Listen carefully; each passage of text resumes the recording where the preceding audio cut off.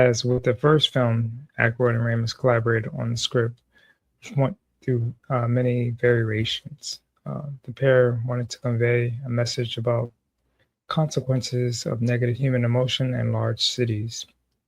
They settled on the idea of negative feelings create a mass supernatural slime beneath the New York City that empowers spirits. With a budget of $30 to $40 million, filming took place between November 1988 and March 89, new in New York and Los Angeles.